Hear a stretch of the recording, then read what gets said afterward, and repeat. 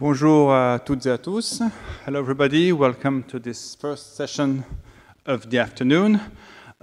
Session coordinated and proposed by the département policy, the so-called département policy, le département policy de l'Institut Convergence Migration. Le département policy, the policy department, by and large, looks at immigration policy worldwide. And within this framework, we have the pleasure to introduce a panel, a roundtable, which will focus on the policy of labor migration, but understood in a broad sense.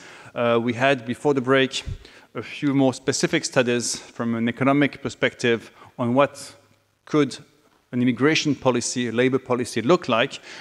We tend to have a more sort of holistic or sociological approach, looking not at what policy actually is, but at all the different aspects that govern the mobility of labor worldwide, including, for example, family reunification, which family reunification is a right, it's a policy, but it's also a labor policy in the sense that people who come from family reunification will probably work. So from our perspective, labor migration policy is broader than what policymakers tend to label migration policy.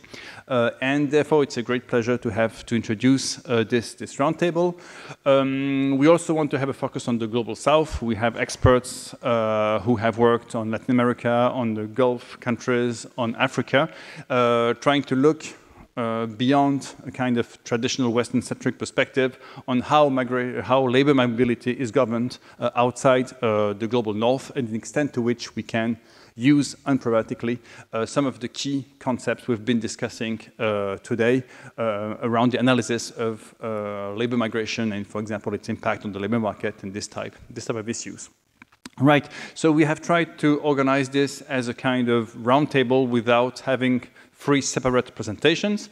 So I'm very grateful for our moderator, Lucas Puygrenier, who is a PhD candidate in political science at the CERI Sciences Po, and who has kindly agreed to coordinate the discussion with our three panelists. And the three panelists are first, starting from the left for you, Delphine Mercier, who's a research director at the CNRS, based at the l'Est in Aix-en-Provence, but right now also at the Maison Française d'Oxford in Oxford, and who is a sociologist by training. And then Hadrien Dubucs, who is a lecturer in geography at Sorbonne University. So we already have different disciplines brought together on this panel. And on the right, Cécile Vigouroux, who is a professor at the Simon Fraser University in Vancouver, Canada, but who this year is hosted by the Institut d'études avancées, Institute for Advanced Studies of Paris, and who is therefore based in Paris for this academic year. So it's a great pleasure to welcome all three of you. Sorry, thanks a lot for being here. Thanks a lot for taking part in this roundtable.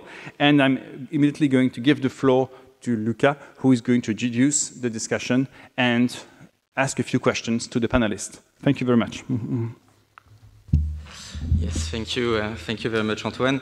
So yes, as you just said, we'll try to, I will ask questions and we'll try to have this conversation the most dynamic as possible. I know that we all had a beautiful lunch, so we need to get awake now. So my first question to you, which is also a self-interested question, because I'm looking at in my PhD at migration from a tiny island, Malta, in the Mediterranean Sea, and because our panel is called the labor of globalization. My question is about how, because you all also committed to field work in a particular location or locations.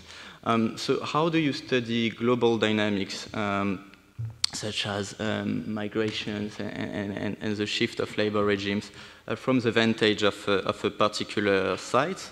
In other words, how does the scale of the local matters in your own research, and how do you try to strike a balance between studying a close case and looking at the wider global dynamics of labor and mobility regimes. So maybe I can direct the question first to you, Delphine Mercier. Yeah, thank you very much. Thank you very much for the invitation. And sorry for my bad English, even if I am now in Oxford. I am doing my field camp, and most of the time, when I was in Ireland 3 weeks ago, I met all the people who were speaking Spanish. So, in the logistic type of job I'm studying, I'm very pleased. I'm very pleased to see Brenda, because I think it's going to be a nice discussion with you this morning, and if we make the effort also to speak in English, it's to communicate with people who are working at the international level. So the local scale is very important when you study transnational research, and particularly if we consider that globalization takes place locally. If we think of globalization as an accumulation of situations in which different regimes of migration, works, taxation, and so on, are superimposed on the same territory, or even within the same company, then it is very important to analyze the local level. And the key is to study the local at a transnational level. I try to explain myself. If I go back to my first field work in Mexico, 20 years ago, in particular when I studied the maquiladora, which was like twin plants, what you studied in the enclave enterprise, Brenda, it's exactly the same in Mexico.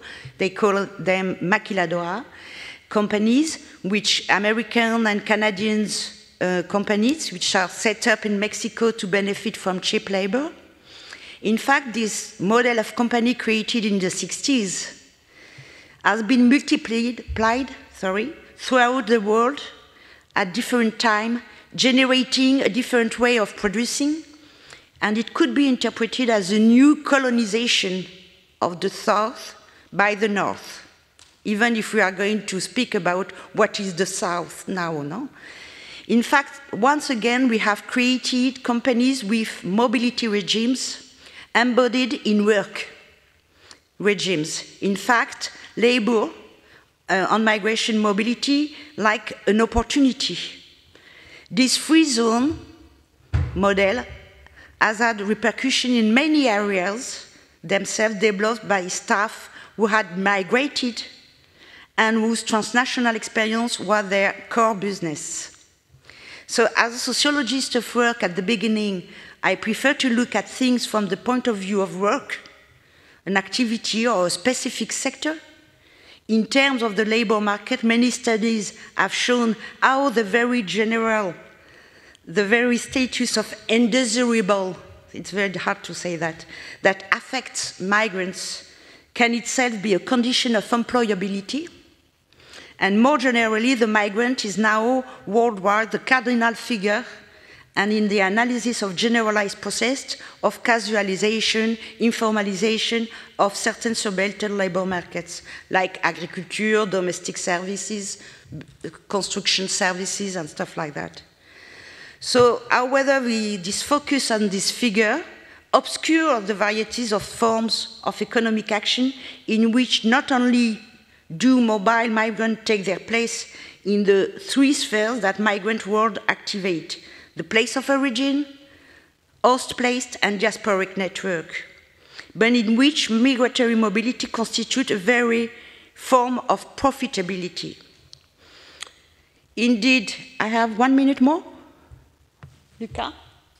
You are not asleep, huh? Please, huh? Yes, okay. Just 30 seconds. Look, indeed, the confrontation between the general principle of the international division of labor and national common law is not limited to the multiplication of illegalities. The possibilities of suspending a country's common laws for a given period of time creates opportunities to make the most of the local and international environment. So on this condition, it must be recognized that a certain number of skills and know-how have been accumulated in this field over the last 40 years. So within this framework of these new rules, individuals have been able or obliged to renegotiate professional spaces or create new ones, particularly in the case of intermediaries, but we are going to speak about intermediaries. That was my first answer. Is it okay, Luca? It's perfect. Okay, and of course we will have time to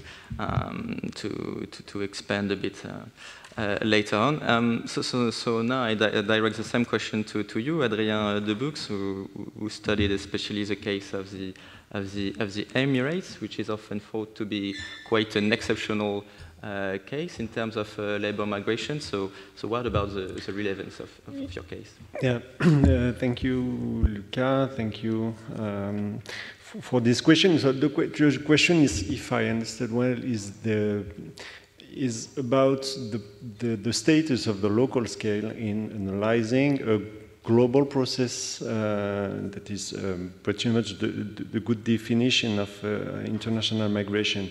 So my answer would be from the disciplinary perspective. It means as a geographer, of course, places matter, and so do the scales and the spatial patterns, such as the distances, the accessibilities between places. So I've been working for the last 5-6 years on the particular case of the Gulf region, and I think it's important to say that in the different kind of fieldwork run in social sciences about international migration, there is a typical divide depending on the, let's say, cultural areas or regional divide of the world, and Gulf region usually is defined and held as quite consistent region in terms of the migratory patterns. And I think that's interesting to put the stress on this regional contextualization. Maybe that's the first scale where we can understand international migration.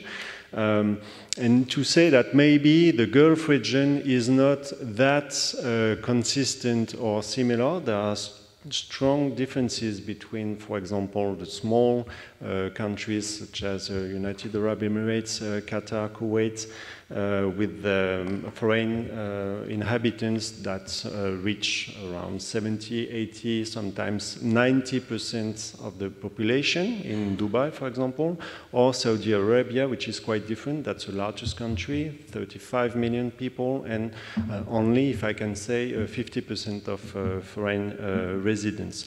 So within the same regional area, I think it's worth putting a stress on the differences, not to consider this local or regional scale as something impossible to divide and differentiate. The other thing is that I think the mapping, to draw maps, of course, in geography is a crucial tool to tackle the local scale. And mapping international migrations is not only draw arrows and see how the flows are unevenly displayed on the surface in a particular region. That's pretty much a work of piling up patterns, characteristics in terms of history, for example.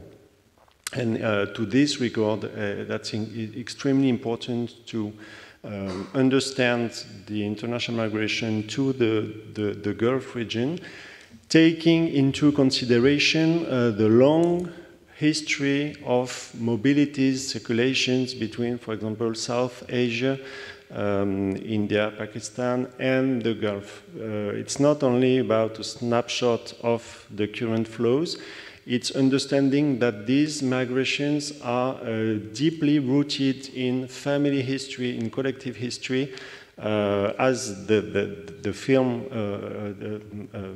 showed yesterday,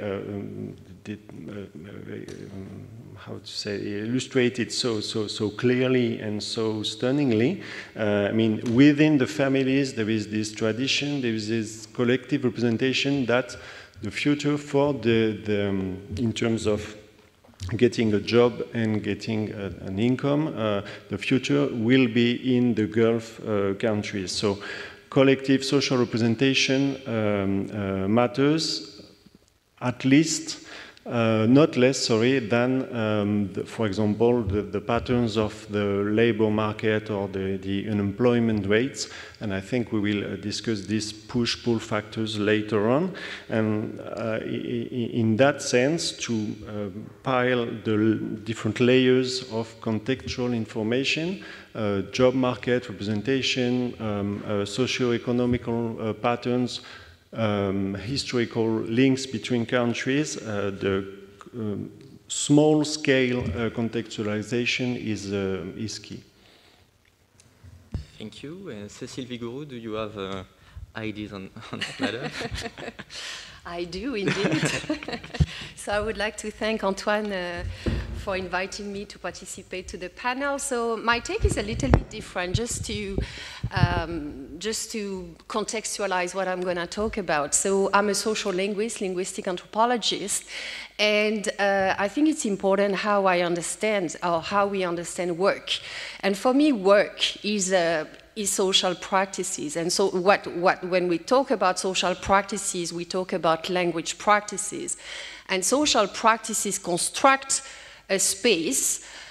Certain social practices will construct a space as a workplace, and a workplace will construct or regiment certain social practices.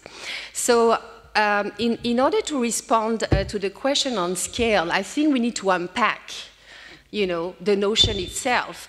So in the history of geography and with the geographer, so the way scale is understood is it a size, level, or relation? And there have been lots of debates in geography about the potency, the relevance of the notion of scale, and geographers have shown that size is, considering scale as size is highly problematic because it's reductionistic in the sense that it naturalizes scales. On what basis do you determine something as small scale, medium scale, a large scale? Scale as a level also is problematic because it points to a degree of complexity or a level in a hierarchy. And the problem with such an approach is it's very hard to account for interscalar links. So the notion of scale, the ways in which I approach it with some geographers is in terms of relation. So scale is not understood hierarchically, but dialectically. In other words, I don't analyze a microscale as a downside reproduction of a macroscale. And another point I want to make is that in my work, I understand scale always in relation to temporality. I think you cannot disentangle the two. And actually, temporality may establish a relationship between apparently unrelated space scales. And another thing I want to point out is that the relationship between the different time-space scales is not constructed by the researcher's analysis. It is actually shaped by the practices of people, okay? And which leads to my third point. Should we examine scale as a category of practice or as a category of analysis, okay? And it makes a lot of difference. So are the scales produced by the practices themselves so that as an analyst, so basically you have to try to see how practices orient to different kinds of scales, time-space scales, or is it you as an analyst who is gonna, you know, from the outside, who is gonna establish relationships between the different scales? So I think for me as a social linguist, it's really the key to answer the question of scales, and I'm gonna illustrate that later with a concrete example. But I think we first need to unpack what we mean by scales in order to understand it. Thank you for the great answer. So I'd like to move to another question, which is a question that has often been raised in the seminar at the ICM Travail et Migration, which is about thinking about labor migration beyond what is conventionally understood as economic migration. So my question is, how do you approach labor migration in cases, in situations when you don't necessarily have a specific visa regime, specific labor migrant route, or if there is, it does not exhaust all types, all forms migrant labor can take. So maybe I can ask the question first to you, Hadrien, because and it also relates maybe to what because you mentioned the movie we watched yesterday about this Nepalese going to the Emirates, but there are of course a lot of different mobilities in the Emirates. So what are your thoughts about it? Yeah, this question of how to tackle and describe and document, in a sense, the multiplicity of the forms and of the status of the position within the social and professional range within the same migratory context, let's say, that's really a I have to face working on the Gulf region, the United Arab Emirates, because that's a very particular country in the sense that, as I mentioned, 90% of the population are foreign residents, and so the very figure of the foreign worker can be found throughout the whole social and professional range, from the very bottom of the social scale, let's say the low-skilled and low-paid workers, Nepali, Indians, Pakistani, in the construction sites, up to the top managers and successful entrepreneurs and CEOs in the oil and gas industries that can be Australian or from the US and so on and so forth. So the whole range of the professional and social scale is based on international migration. So how to navigate this diversity? The question is quite difficult because, and that's something that really singles out the Gulf migratory model, is that every one of these foreign workers, let's say, is covered and has to comply with the same rules and laws and legislations in terms of status. Means that they cannot extend their stay in the country beyond their job contract. That's the basic rules, and which had to be, which goes hand in hand with an absolute impossibility to reach any kind of citizenship. Well, there are a few exceptions regarding marriage and so on, but I put that aside. So within the same umbrella, an extraordinary diverse range of situations. how to navigate inside that.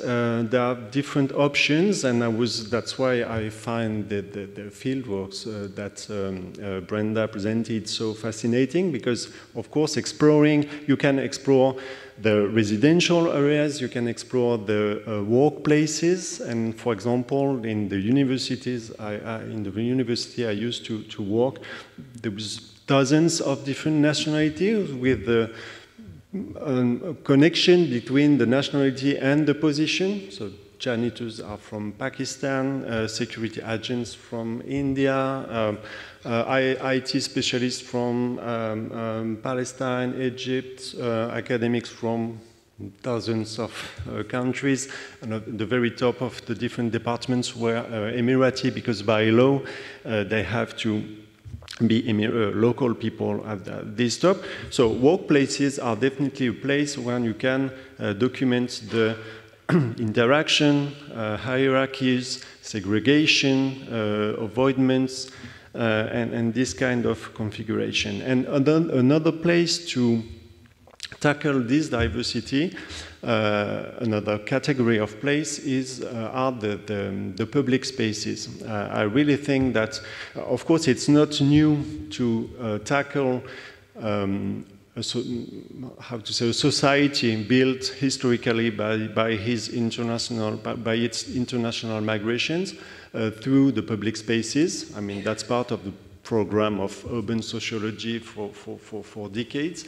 But I really think there is here a kind of mine of new approaches, because in public spaces, that's the right place to explore how the different groups interact, micro-scale specializations, and of course the way people use public space depend on the time, maybe the moment of the day, the moment of the week.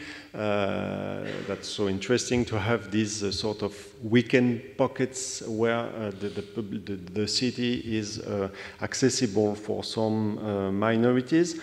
And I would say that this approach through the public space in town are so important in a context where the access to the data is quite difficult, because of course these countries, I mean, that's well known, but these are illiberal, let's say, very difficult access to the possibility to run interviews, to run surveys by questionnaires, to bring students asking questions to people in the streets.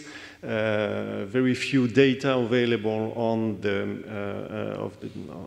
the job market divided by nationalities. So close observation in the public space is a good way to explore how a very diverse society share, let's say, the same urban common place, and the kind of segregation and interaction occur in this kind of place.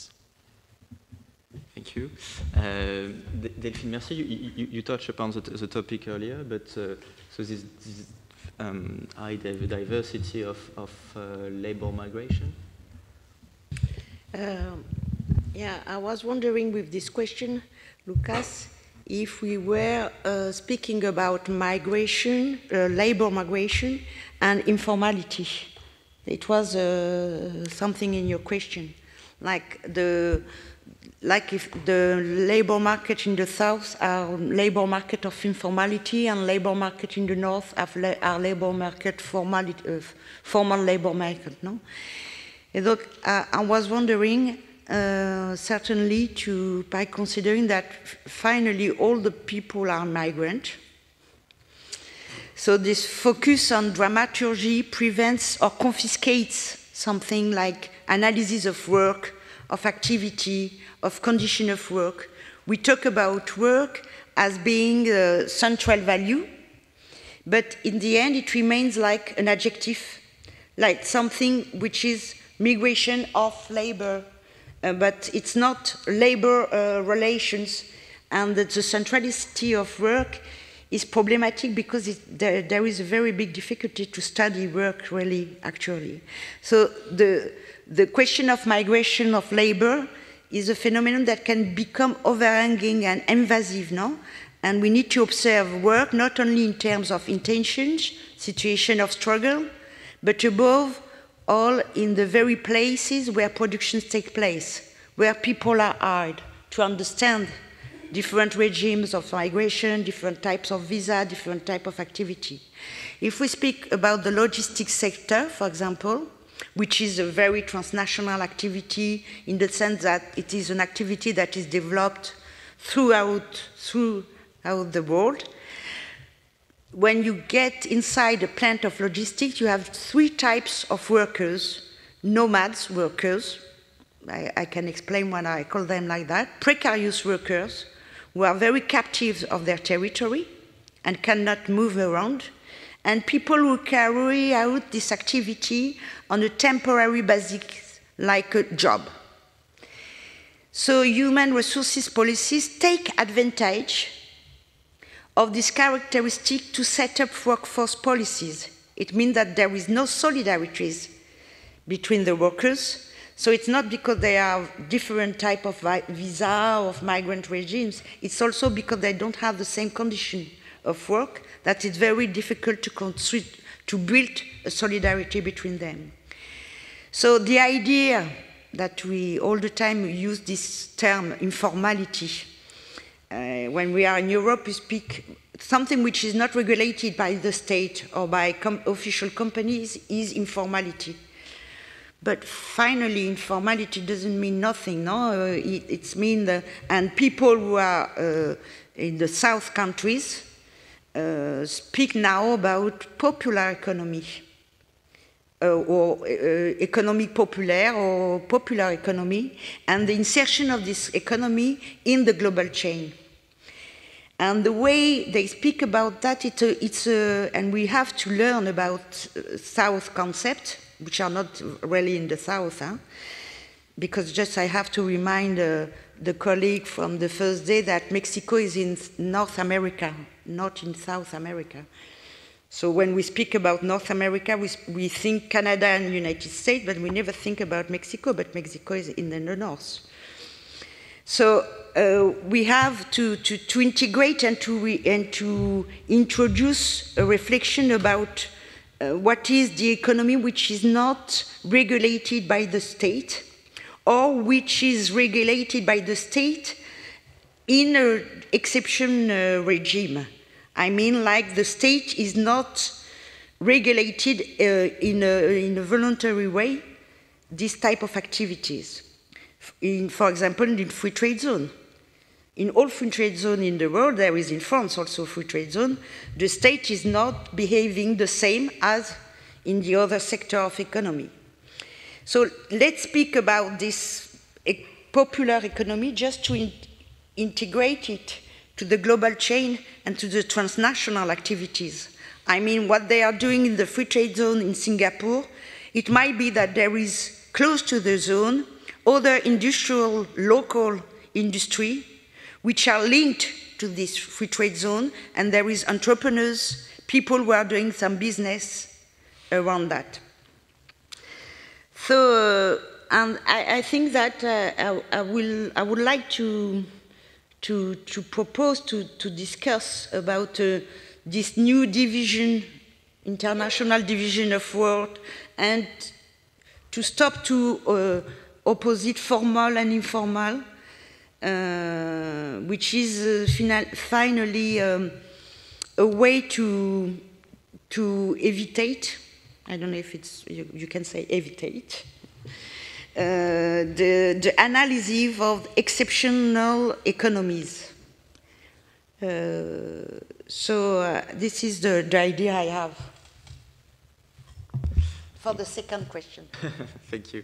I think Cécile Vigouroux, some of your work echoes what has been said. Absolutely, because I work on, I don't call it popular economy, I call it vernacular economy, but I think it's exactly the same as Delphine was talking about. So I work on African migrations within Africa, so many people coming from Central, West, and East Africa, people coming from former French and Belgium exploitation African colonies who migrate to Cape Town, South Africa.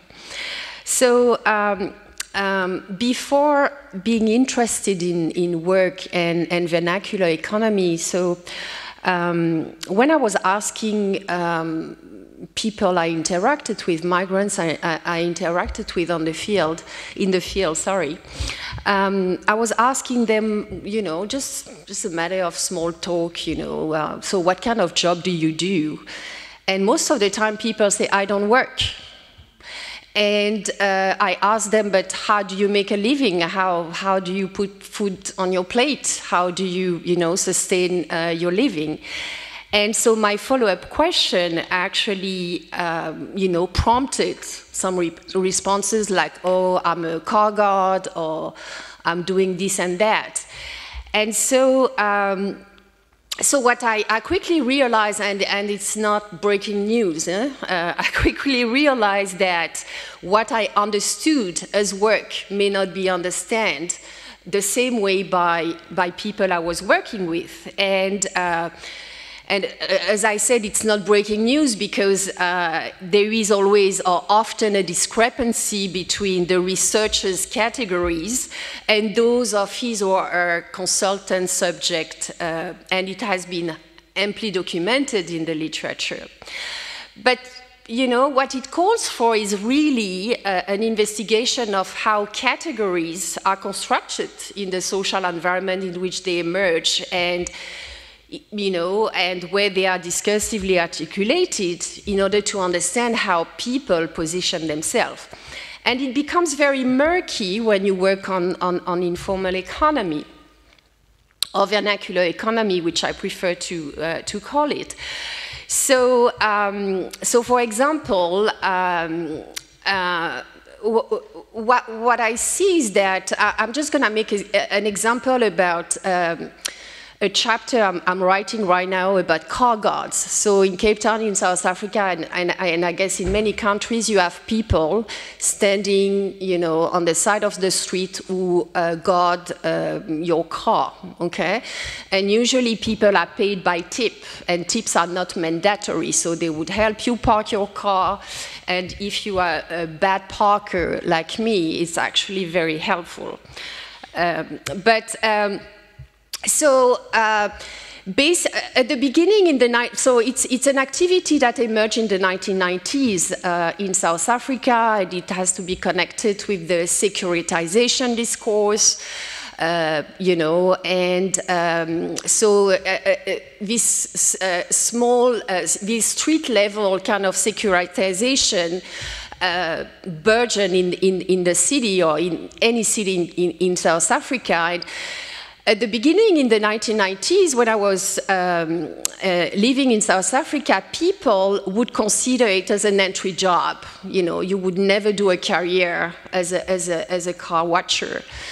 And over the years, it has become a full profession. So the condition under which people work are radically the same, meaning that, you know, they are still paid by tips, but at the same time they have to work under a company name. So there has been a privatization of shopping malls, for example, and if you want to work as a car attendant, you have to pay for your vest, your yellow vest. So basically you have to pay in order to work, and you make a living like that. So what is very interesting is when you talk to people, and there is, over the years, there has been a professionalization of the activity. So basically, people as a parking attendant actually behave like in the corporate world. So they have, and these people I'm working with have never ever had have never worked in a formalized labor market. So it's very interesting to see that in a way they mimic the rules, the norms of the corporate world.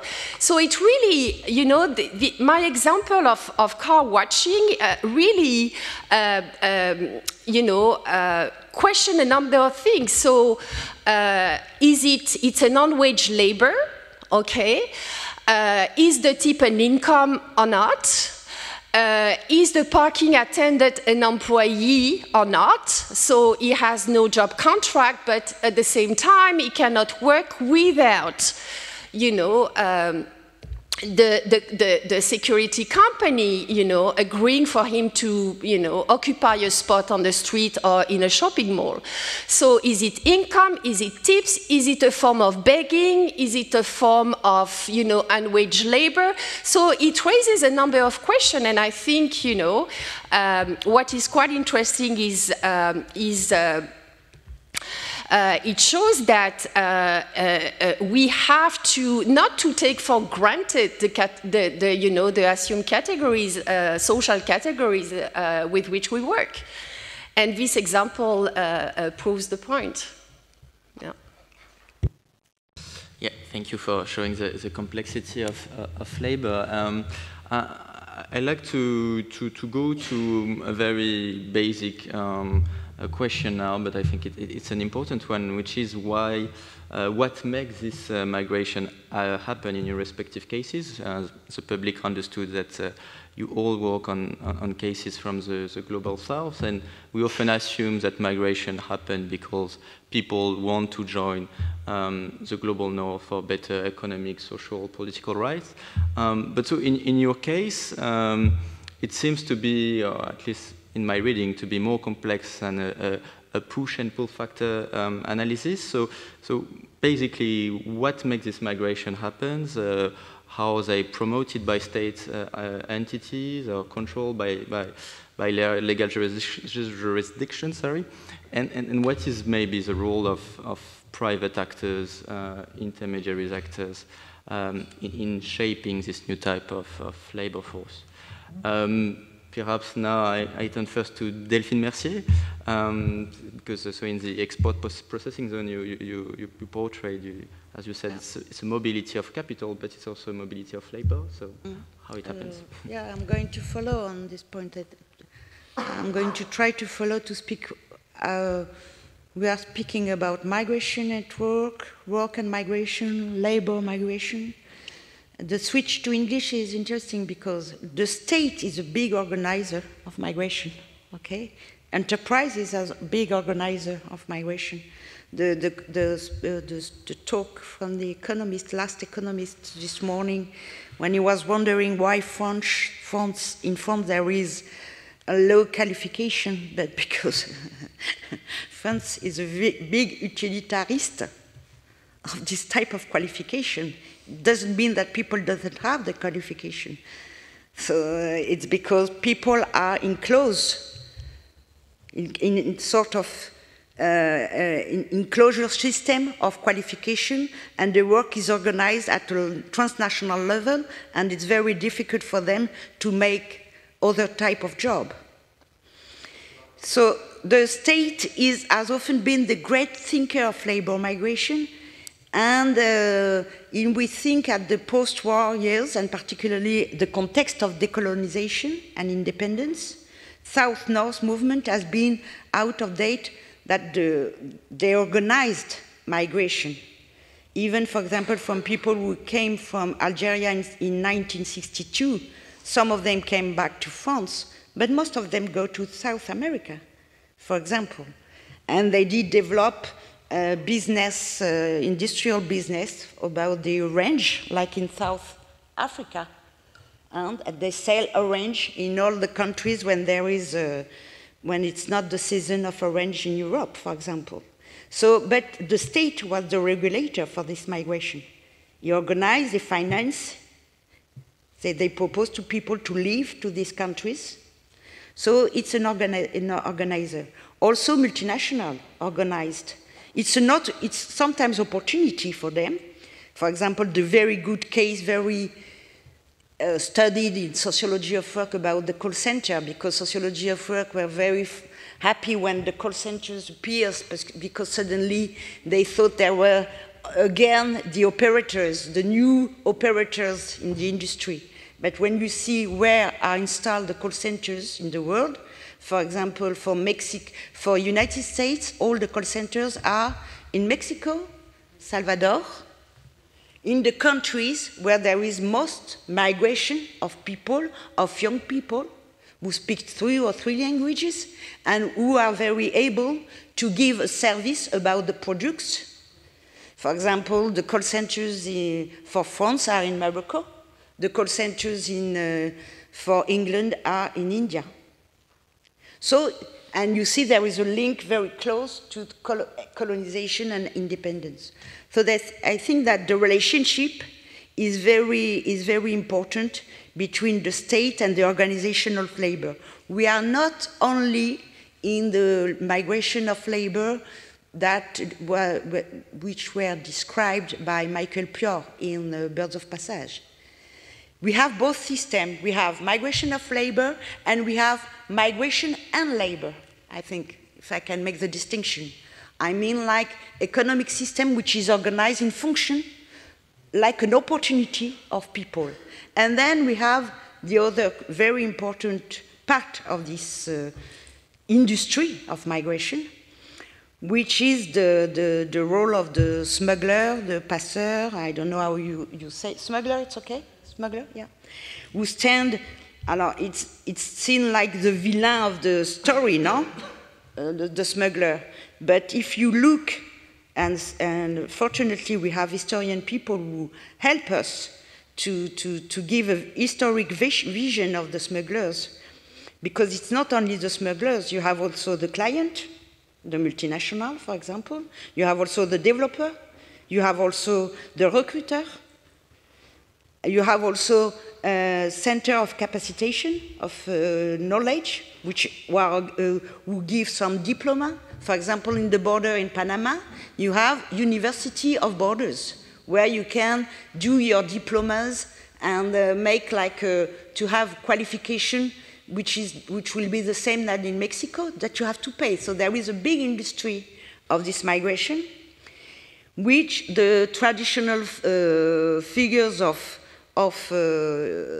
smuggler is finally a little part of this industry, because there is a lot of intermediaries which are professionals, like brokers. We have, for example, consultancies in the free trade zones, which know exactly the law, the jurisdiction, the system of exception, and which is able to organize the recruitment of people, is able to organize the place where they are going to live, they are going to sleep, to organize this type of articulation of the labor market, international, transnational labor market, and global chain and the multinational activities.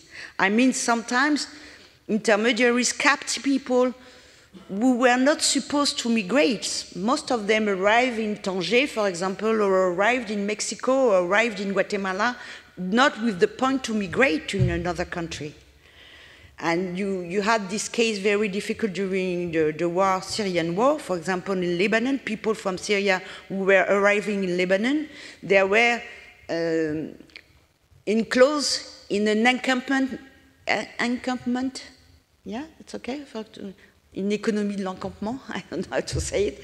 They were enclosed in a system where they were obliged to work inside the camp, obliged to, so it's like a containerization of the world. I wanted to propose you that, Brenda, containerization of the world with something like people are enclosed, and inside the container there is main skills, there is digital application to work, there is all the organization to have an organization of work on the place, which is globalization on the place. Yeah, thank you for this. Yes. Thank you for this glimpse of this complex migration industry. Yeah, it's complex.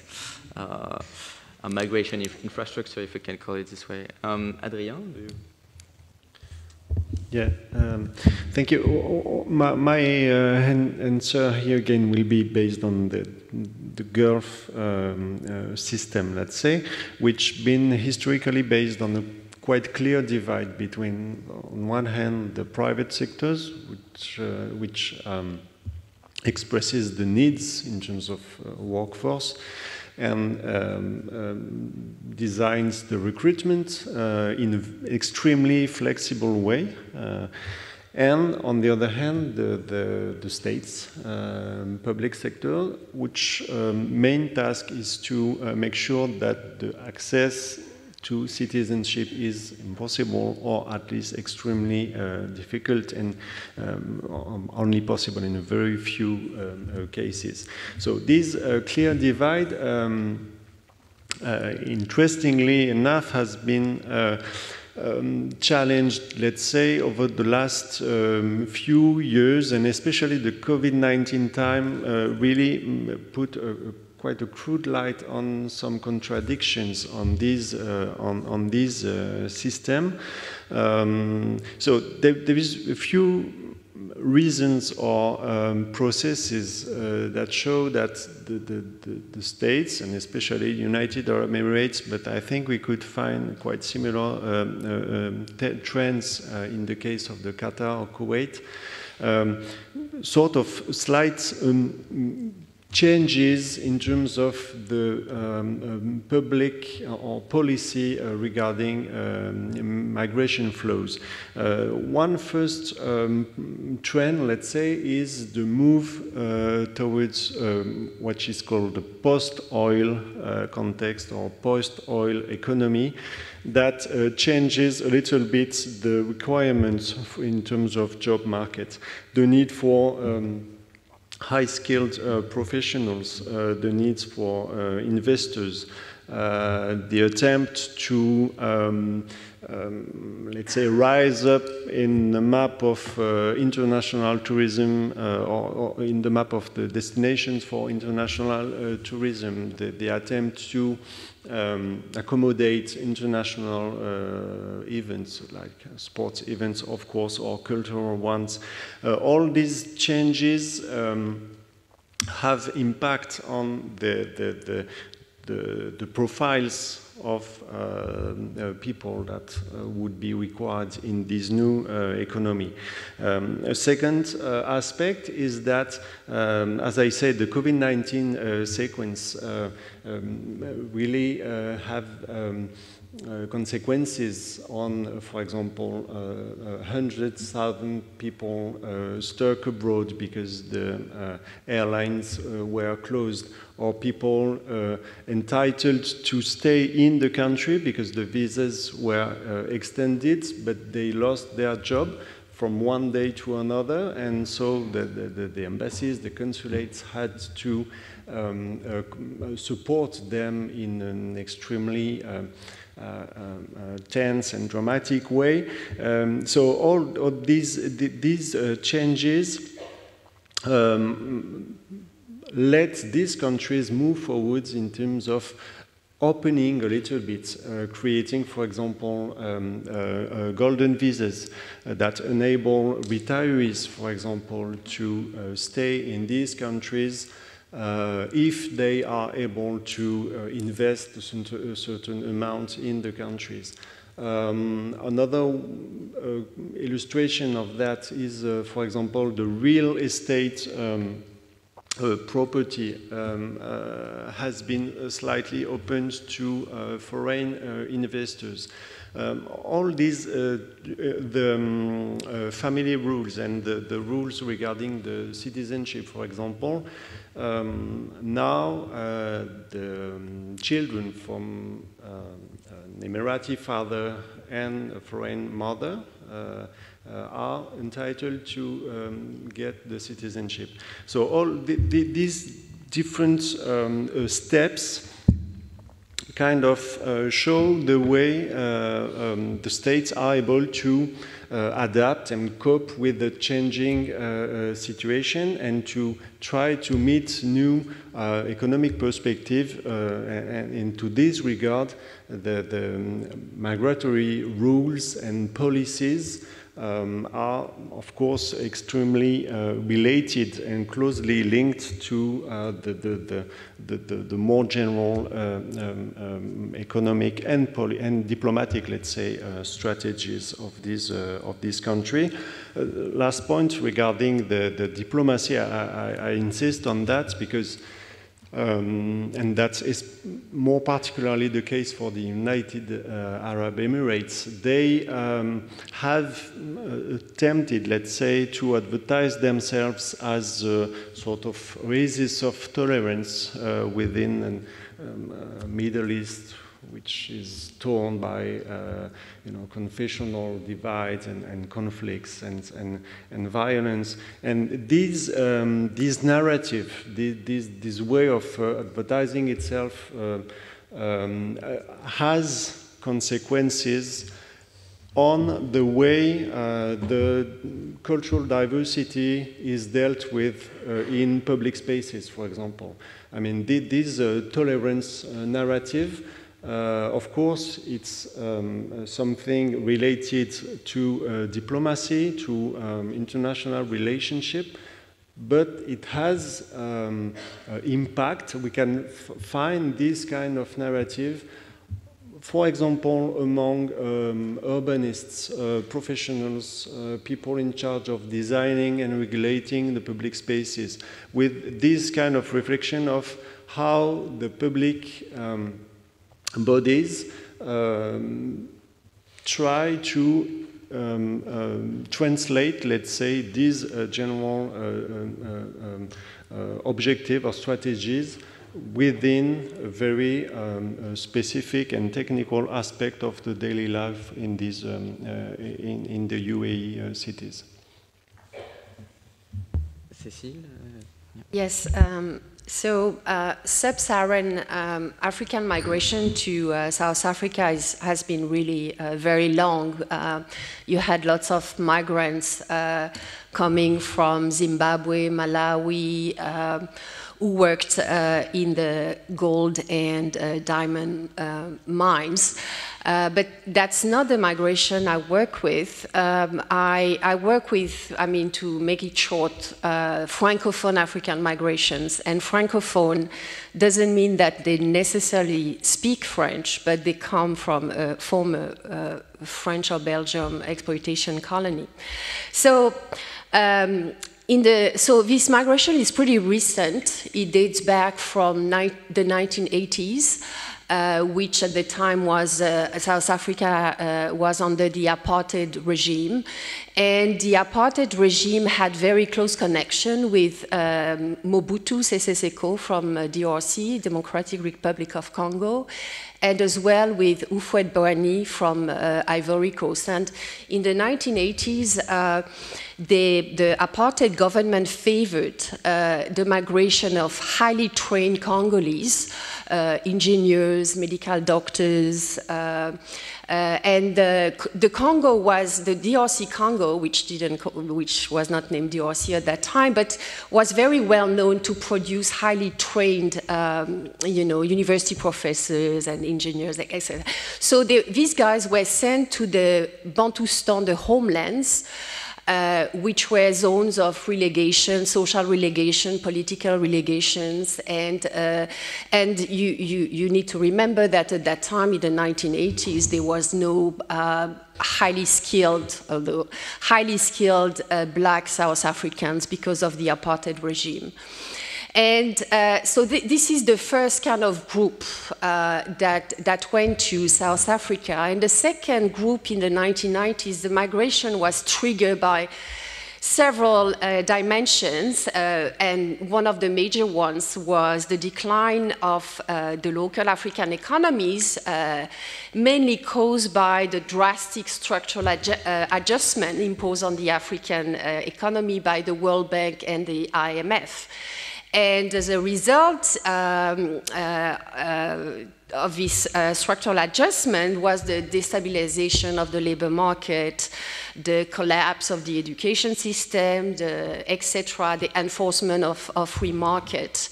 in return for debt rescheduling. So it actually pushes a number of people to come, Francophones to come to South Africa. And there is another additional dimension which is which is important to take into account. Is the 1990s is when Nelson Mandela was released from prison, and 1994 was the first democratic elections in South Africa. And South Africa has always been a kind of imagine El Dorado for many Black African people.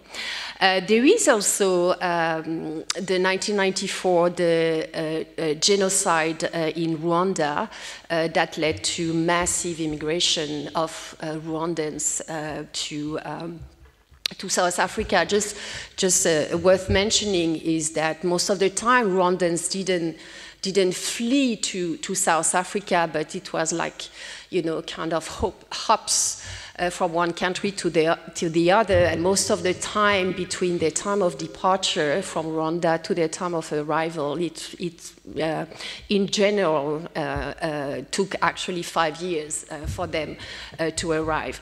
So, and the last group that dates back, that really arrived in 2000, around 2000 was, sorry, I forgot a very important factor is the Schengen visa, which made it harder and harder for many Africans, sub-Saharan Africans, to go to Europe, to the former metropoles.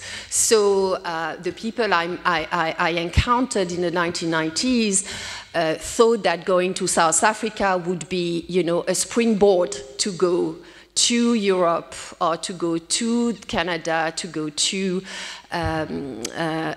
Australia, etc. And so the most recent migration is actually in the 2000s. So. And it's accumulation of the situation, economic situation, health situation, education situation that really is getting worse and worse, that pushes migrants to, sub-Saharan migrants to South Africa. The government, the South African government has been putting in place very drastic restrictions of these migrants to the labor market. So when I started working in the 1990s, end of the 1990s, many people worked in informal economy by choice. They worked it by choice because that's something they knew best. So now, because it has become extremely difficult for sub-Saharan migrants to enter the formalized labor market, it's almost impossible. There are regulations, for example, when you have South African companies, you need to show in your annual report how many Black South Africans you employ, and a Black migrants doesn't qualify the spot as the diversity of the workplace. So the drastic regulations, and I don't know if you are aware, which has made things particularly difficult for these migrants, is the xenophobic attacks, which have been really, really bad since and the xenophobic attacks from mainly the most vulnerable class of Black South Africans against Black sub-Saharan migrants, has really made things extremely difficult for people. So I would say that there have been many changes along the years, but what we see now is really a kind of willingness of the South African government to stop this migration. Just something that I want to finish with. So these Francophone migrants who got educated in South Africa are now recruited into their former home country as expatriates, which is quite interesting because they are recruited by international companies in the Congo, for example, and they are recruited as expatriates because they speak English and French and other African languages, which creates actually quite a difficult thing because, you know, hierarchies at the workplace with people you grew up with, and you are paid twice or 3 times what they receive as locals. So it's quite interesting to see how it has repercussions on the labor market of the former home countries. Thank you. Thank you. I will ask a last question, and I think later we will have time for 1 or 2 questions from the public. So yes, my last question is about, we touch in this conference this long tradition of discussion between migration study on one hand, sociology of work and employment on the other hand, but arguably this connection has often been fought from the case of south to north migration, even though we know for a fact that south migration is much more important in terms of number involved. So my last question for you is how, according to you, the studies on the global south fit within migration studies in general, first, and second, how you think they can contribute to cast a fresh light on our understanding of migration and labor mobilities. Delphine, maybe you want to start? Yes, so when you were saying that there is a long tradition, I think that the tradition is not so long in Europe. And so there is some work, particularly by historians, who study the link between migration and work. But in fact, fairly recent.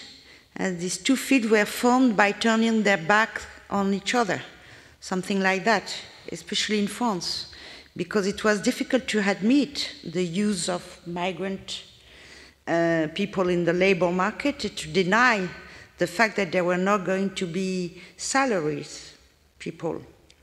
So that there will be a regime of utilitarians, it was difficult to admit. So I think it's not that long. And I think the historian people teach us a lot. And the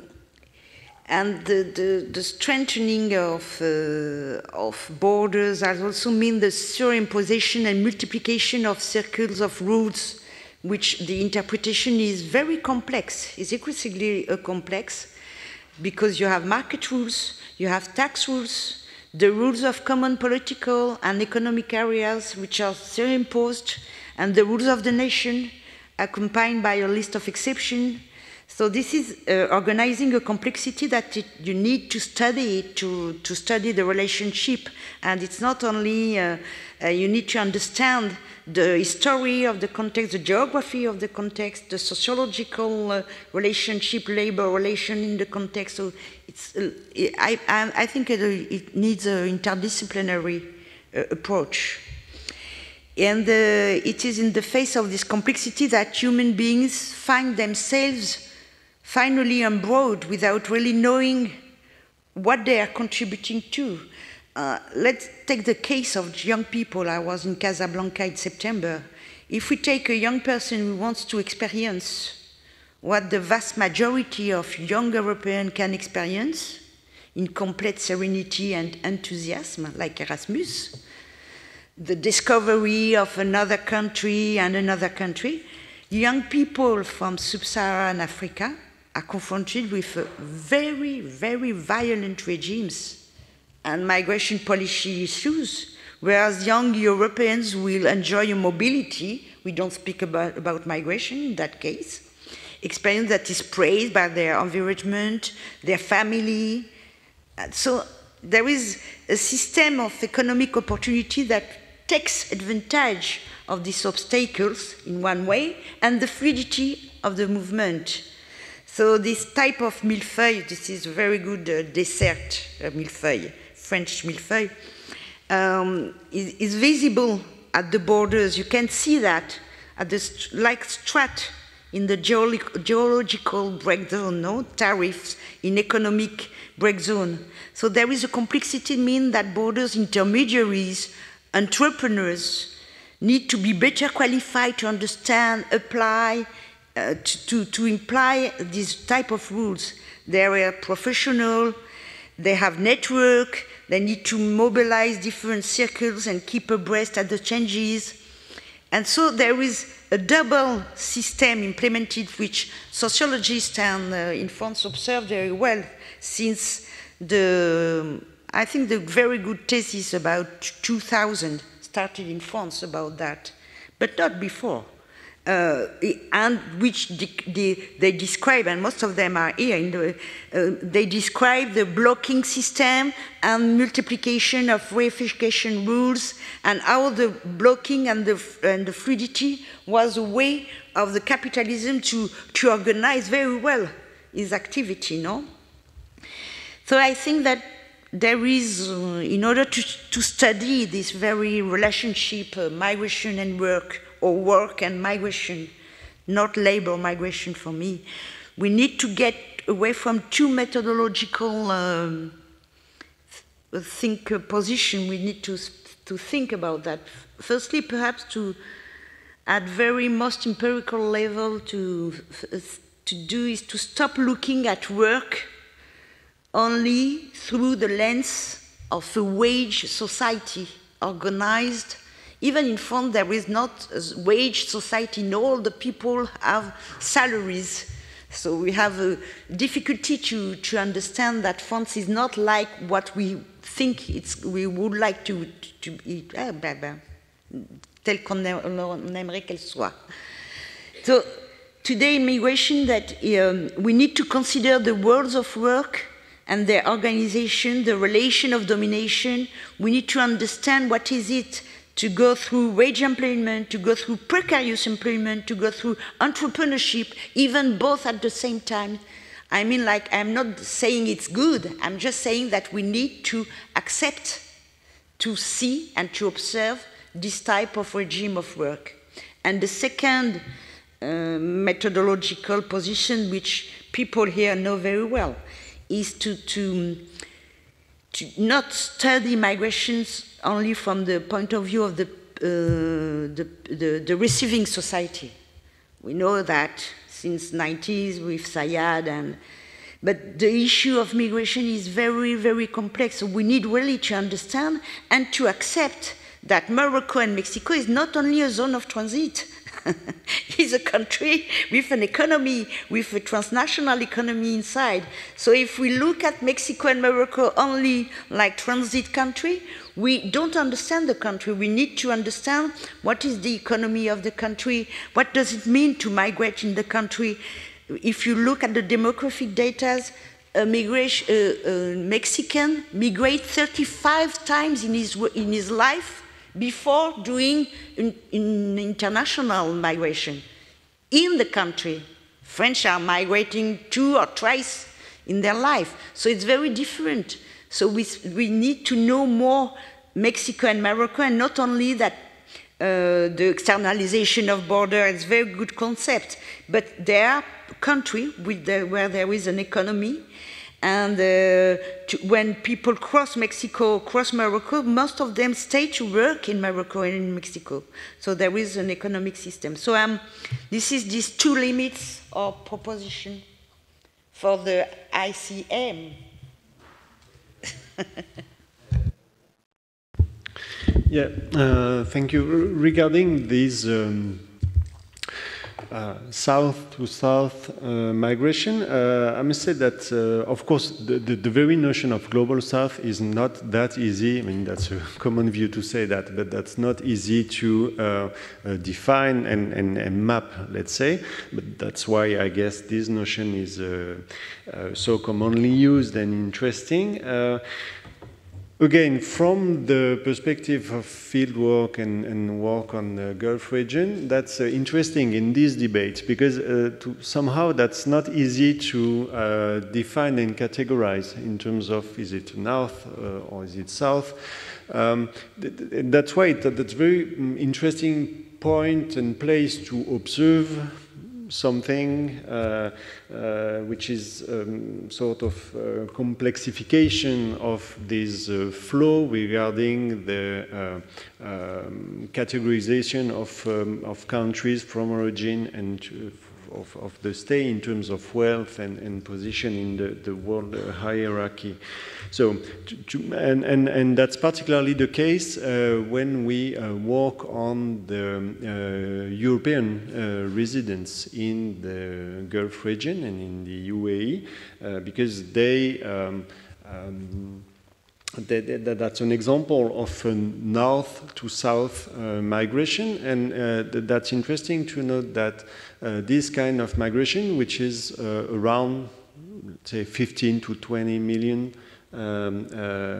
international migrants worldwide, to be compared to the 280 million international migrants. So that's a minority, but that's quite significant.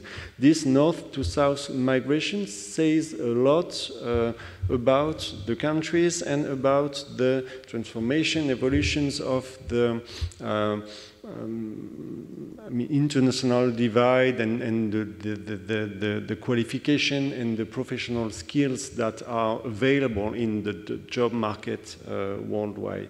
And in the case of the Gulf countries, the interesting point is that there is a clear complexification in the relationship between the job position and the nationality. Historically, there was a close link with the states that really, for example, tend to hire I don't know, teachers from Iraq, security agents from Algeria, oil and gas engineers from the US, and so on. So there was kind of the passport, let's say, the nationality was a quite good predictor of the job position in the country, which is no longer the case at all for two reasons. First, there is a clear change and improvement, let's say, of the professional qualifications in so many countries of origin. For example,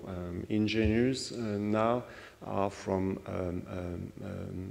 Africa or South Asia. Of course, Indian in the Gulf countries, they have extremely different position, low-skilled workers as well as well-off entrepreneurs and wealthy families. From the perspective of the north to south migration, the interesting point, is that the profile of European professionals moving to the Gulf countries are quite various, and especially in this context of post-oil transformation of the economies. So in, for example, tourism, culture, a lot of cooks, for example, and not only chefs, but cooks, technicians, tourist officers, trainees, students as well, are sort of middling the professional characteristics of people coming from North Country to the Gulf region. And it says a lot to me regarding the job market in the European countries. That's well documented, the way that how moving abroad for some categories of middle class and young adults in Europe can be a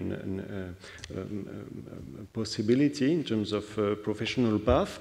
And it says a lot as well in about the national economies in these countries that are sort of diversifying the resources worldwide, and not only basing their recruitment on historical corridors, such as Indian to Gulf countries and Europe to Gulf countries. So that's the main, this complexification of the North-South translation, let's say, into the job market that really strikes me regarding the Gulf region. Okay, I'm gonna try to be quick. So I think it is important in order to respond to the question about the imbalance between, you know, south to south migrations and south to north migration. I think there are three important questions, to me at least. Why? Why is that so? How? And with what consequences? With what consequences on scholarship, on our knowledge on migration, but also what consequences on the people who migrate. And I won't have time to expand on why is that so. And in Africa, actually, sub-Saharan African migrations have been studied for a very, very, very long time. But what I want to point out is the responsibility of funding agencies and in not really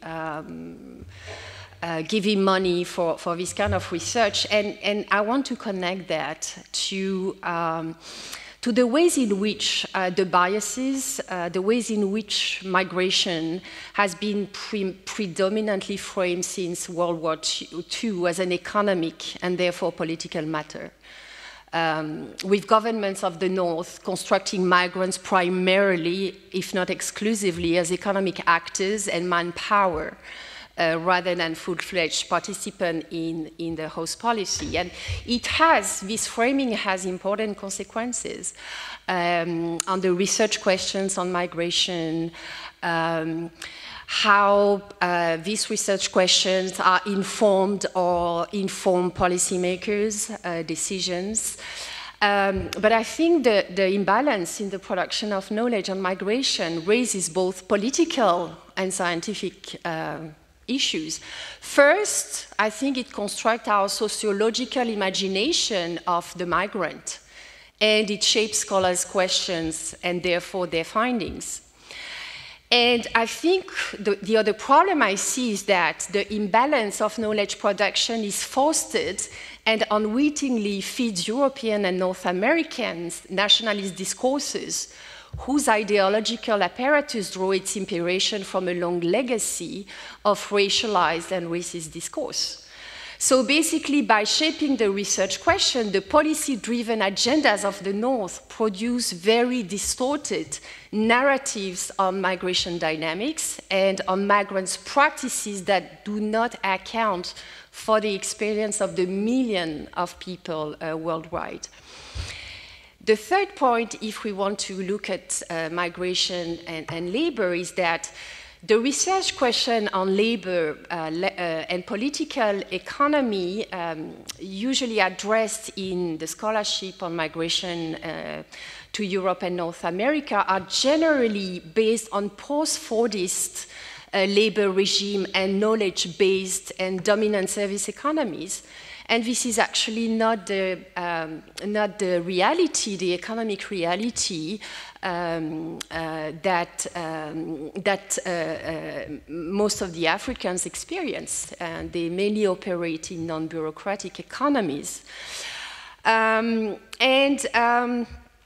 So I think what I want to point out is there has been I want to point out the ways in which economists as well have, you know, in a way, frame our discussions on labor economy and the role that they played, the instrumental role that they played in fulfilling the migration policy mandate given to the international labor organizations. And it has very concrete consequences. For example, the International Standard Classification of Occupations has been produced by economists. So basically, when you categorize somebody as highly skilled, semi-skilled, unskilled, actually was produced at a particular time for particular reasons, and that still these categories still operate. And they produce a global mobility regime because according to very problematic, and I don't have time to discuss that, but so basically, these categories have direct consequences of if people are going to be allowed to enter a country, if they are going to allow to work or not. So, when you look at work or vernacular economies from the point of view of Africa, I think it really help us to rethink these institutionalized categories that have been instrumentalized. The job classification has been instrumentalized by governments and sometimes have been taken for granted by us scholars. So there is a very large literature on critical labor skills that shows how, you know, these skills, labor skills, are extremely problematic. And basically, all the people I work with in South Africa would qualify as unskilled migrants. And in my work, I try to, by shifting the discourse on what is being skilled, by shifting the lens, actually, I show that these guys are extremely skilled, and actually, the capital that they have accumulated, cultural capital that they have accumulated actually is very convertible, transferable in the new socio-economic ecology in which they resettle. So basically, what the message I want to drive home is that working on informal economy in the Global South prompts us to unpack a number of taken for granted assumptions about what is work, what is labor skills, and how we as scholars account for them in order to give justice to the multiple resources migrants deploy in the day-to-day basis in order to make a living. Thanks. Thank you very much. I don't know if we have time for a question from the public. What do you think, Antoine? Do you? Yeah? Maybe one or two questions, whether in French or English, whatever you're the more comfortable with.